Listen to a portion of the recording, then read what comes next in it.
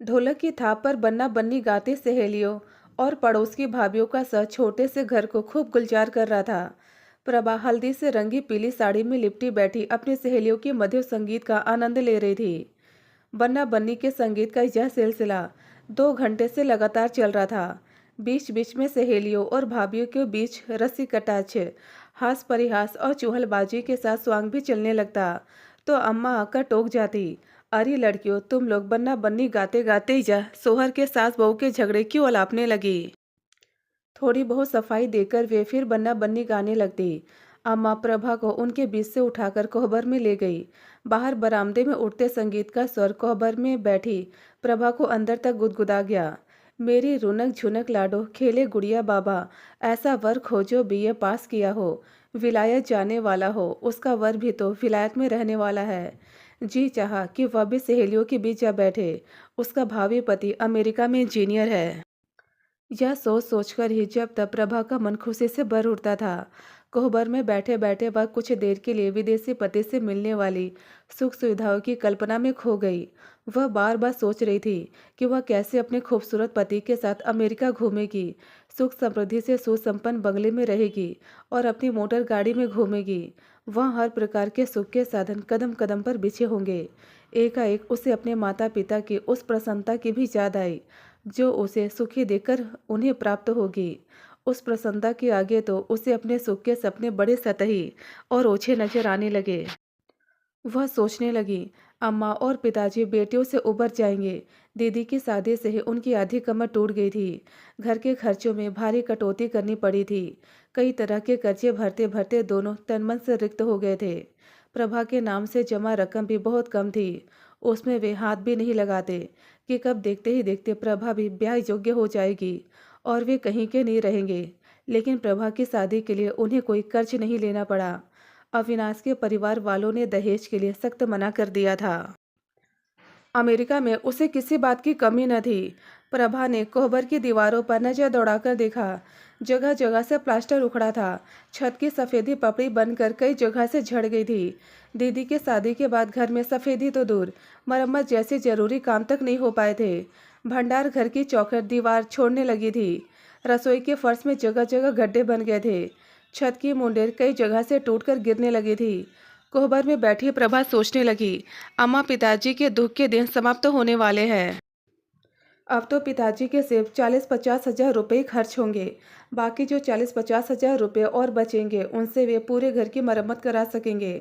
अब पैसा जोड़ना ही किसके लिए है। सोनू की पढ़ाई का खर्च तो वे अपने वेतन से ही चला लेंगे। जब सारी दीवार के उधड़े प्लास्टर की मरम्मत हो जाएगी और ऊपर से पुताई भी तो दीवार कितनी सुंदर लगेगी। फर्श के भी सारे गड्ढे भरकर चिकने हो जाएंगे। माँ को घर में पोछा लगाने में आसानी होगी। यही सब सोच सोचकर प्रभा पुलकित हो रही थी। प्रभा के भावी पति का नाम अविनाश था। अविनाश के प्रति कृतज्ञता ने प्रभा के रोम रोम में प्यार और समर्पण भर दिया। बिना भावर फिरे ही प्रभा अविनाश की हो गई। तभी बाहर के शोरगुल से उसके विचारों को झटका लगा और वह ख्यालों के आसमान से उतरकर वास्तविकता के धरातल पर आ गई। कोई आया है, बड़ी मौसी आई है, दीदी आई है। इन सम्मिलित शोर शराबे से प्रभा समझ गई कि पटना वाली मौसी आई है। बहुत हंसोड़, खूब गप्पी और एकदम मुंहफट। घर अब शादी के घर जैसा लगेगा। कभी हलवाइयों के पास जाकर वे जल्दी करने का शोर मचाएंगी, घी तेल बर्बाद नहीं करने की चेतावनी देंगी, तो कभी भंडार से सामान भिजवाने की गुहार लगाएंगी। इसी बीच ढोलक के पास बैठकर बुआ लोगों के 2-4 गाली भी गाती जाएंगी।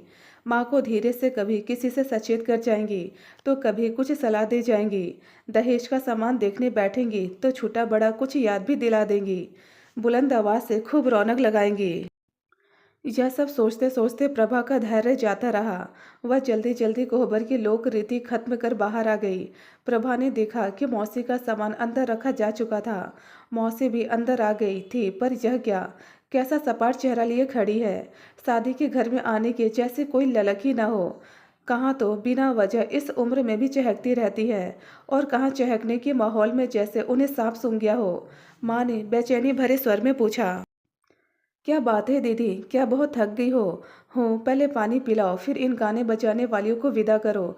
तो बताओ क्या बात है। मौसी ने समय नष्ट किए बिना ही इतना कुछ कह दिया। माँ ने जैसे अनिष्ट को भाप लिया हो, फिर भी साहस कर आशंकित होकर पूछा, क्या हुआ दीदी, गाना बजाना क्यों बंद करा दूँ? यह तो गलत होगा, जल्दी कहो दीदी क्या बात है। बैठो सुनीता, बताती हूँ। अब समय बहुत कम है, इसलिए तुरंत निर्णय ले लो। हिम्मत से काम लो और अपनी प्रभा को बचा लो। मौसी ने बैठे बैठे ही माँ की दोनों हथेलियाँ अपनी मुट्ठी में दबा ली। जल्दी बताओ दीदी, कहना क्या चाहती हो। घबराहट में जैसे माँ के शब्द ही सूख गए। चेहरा ऐसा लग रहा था जैसे दिल का दौरा पड़ गया हो। मौसी भी घबरा गई, लेकिन समय की कमी देखते हुए उन्हें बात जल्दी से जल्दी कहनी थी, वरना कोई और बुरा हादसा हो जाता। अभी तो ये अपनी बात कहकर सुनीता को संभाल भी लेंगी, और जो सदमा देने जा रही थी उसे साथ रहकर बांट भी लेंगी। सुनो सुनीता, जिस अविनाश को तुम प्रभा का पल्लू से बांध रही हो, वह पहले से ही शादीशुदा है। सुनीता की भौवें तन गई। क्या कह रही हो दीदी, जिसने यह शादी कराई है वह क्या इस बात को छिपा कर रखेगा? हाँ सुनीता, शांत हो जाओ और धीरज धरो। या तो उसने बात छिपाई होगी या लड़के वालों ने उससे बात छिपाई होगी। मैं तो कल ही आ जाती, लेकिन इस बात की सच्चाई का पता लगाने के लिए कल आरा चली गई थी। वहाँ मुझे दिन भर रुकना पड़ा, नहीं तो कल पहुँच जाती, तो बात संभालने के लिए तुम लोगों को भी समय मिल जाता। खैर, अभी भी कुछ बिगड़ा नहीं है। किसी तरह समय रहते सब कुछ तय कर ही लेना है। प्रभा के पैर थरथराने लगे। लगा कि वह गिर पड़ेगी। मौसी ने इशारे से प्रभा को पास बुलाया और हाथ पकड़कर बगल में बिठा लिया। दुखी मत हो बेटी, संयोग अच्छा है, समय रहते सच्चाई का पता चल गया और तुम्हारी जिंदगी बर्बाद होने से बच गई। मौसी के दिलासा देने दिलाने के बावजूद प्रभा को आंसू रोकना मुश्किल हो रहा था। प्रभा के पिता ने अधीर होकर पूछा, आपको कैसे पता चला कि अविनाश शादीशुदा है?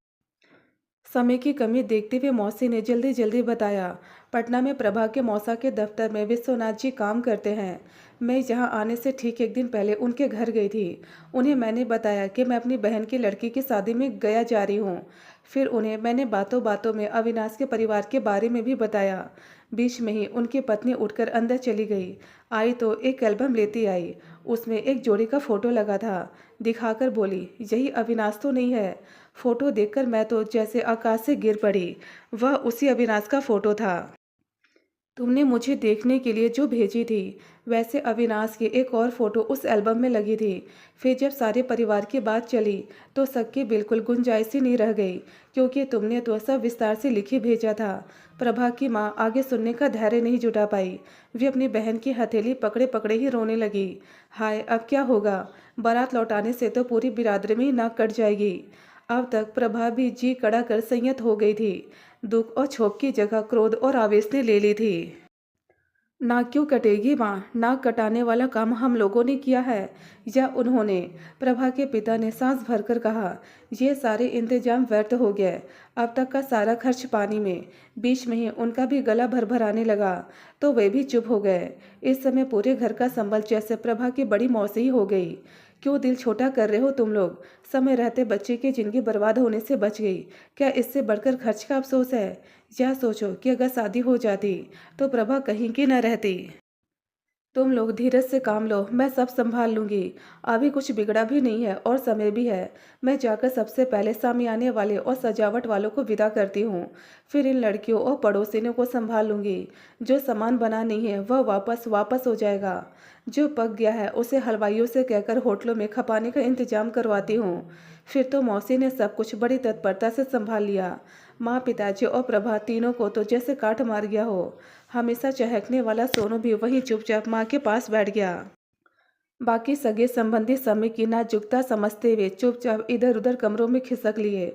सब तरफ धीमे धीमे खुसुर फुसुर में बात जानने की उत्सुकता थी, पर स्थिति की नाजुकता को देखते हुए मुंह खोलकर कोई कुछ पूछ नहीं रहा था।